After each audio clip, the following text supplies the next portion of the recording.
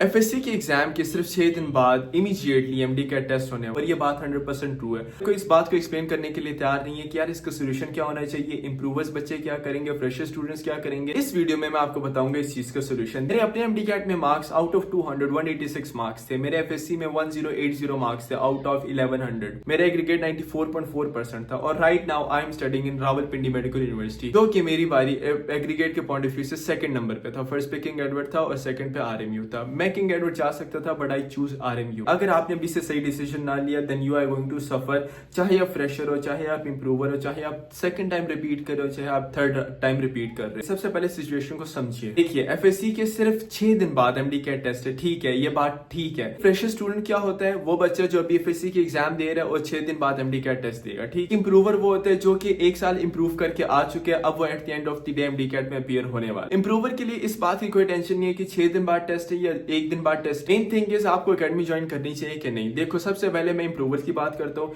इंप्रूवर्स ऐसे होते हैं जो साथ साथ पढ़ रहे होते हैं, ठीक है।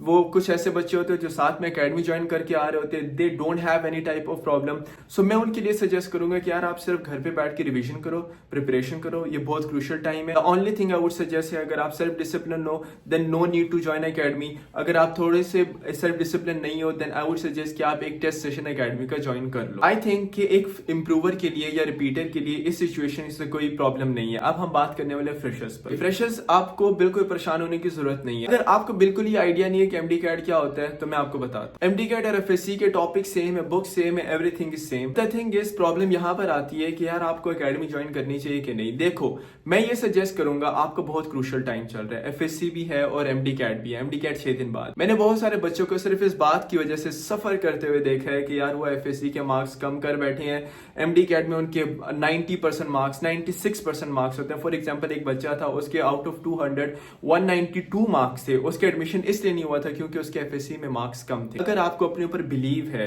कि यार मैं एफएससी के एग्जाम अच्छे से दे सकता हूं, मुझे कोई इशू नहीं है, तो आई वुड सजेस्ट कि एमडी कैट के एक सेशन आप एकेडमी का ज्वाइन कर लो कुछ दिनों के लिए, 1 मंथ के लिए, 20 to 25 डेज के लिए। आपको आइडिया तो हो एमडी कैट होता क्या है। लेकिन कुछ एफएससी के स्टूडेंट ऐसे होते हैं जो फर्स्ट ईयर में थोड़े से कम मार्क्स लेके आए होते हैं। उनका गोल ये होता है कि सेकंड ईयर में हम हाई मार्क्स लेंगे और उस चीज को कंपनसेट करेंगे। एफएससी और एमडी कैट, देखिए एफएससी के 40% मार्क्स जो है वो उसकी वेटेज है और एमडी कैट आपका मैटर करता है 50%, मैट्रिक मैटर कर रहा है 10%। तो ऐसे बच्चे जिनको लगता है कि यार हमें एफएससी पर फोकस करना चाहिए, it's a very good decision.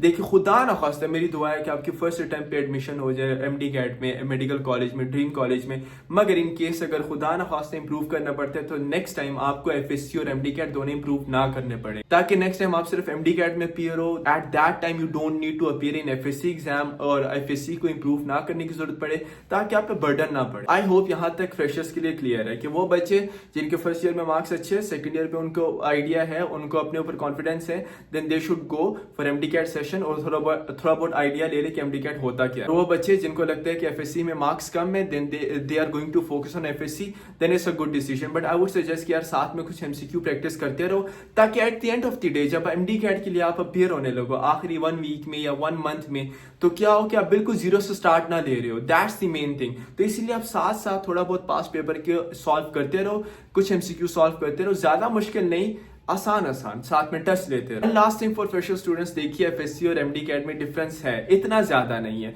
FSc के देखो एमडी कैट का स्पेसिफिक सिलेबस है, एफएससी की पूरी बुक्स होती हैं, तो एमडी कैट के जो टॉपिक्स हैं उन पर स्पेशल फोकस रखिए। आपको एफएससी अच्छे से आती होगी, एमडी कैट के एक सेशन ज्वाइन करोगे then it would be easier for you. CAT students के लिए वो जो इंप्रूव कर रहे हैं, जो एक साल रिपीट कर चुके हैं और अब वो एमडी कैट में अपीयर होने लगे, I think there is nothing bad for them, there is nothing issue in this decision कि एमडी कैट 6 दिन बाद है, 1 मंथ है। सारा इशू फ्रेशर्स के लिए, इंप्रूवर के लिए एक ही मेरी सजेशन है, आप लोग फोकस करिए अपने एमडी कैट पर। You don't need to panic, अपना काम करिए, अच्छे से करिए, ठीक। प्रैक्टिस डेली कीजिए, लेक्चर्स लीजिए। लास्ट ईयर भी मैं डीमोटिवेट नहीं कर रहा हूँ फ्रेशर्स को, बट लास्ट ईयर भी इंप्रूवर्स और रिपीटर्स के एडमिशन ज्यादा हुआ था as compare to fresher students. So repeaters have no issue, but कुछ रिपीटर्स ऐसे होते हैं they are going to suffer just because of the fact उनसे टाइम मैनेजमेंट नहीं होता, उनको प्रॉपर स्ट्रेटेजी नहीं दी होती। In next video I am going to give you a proper strategy how you should deal with MD cat.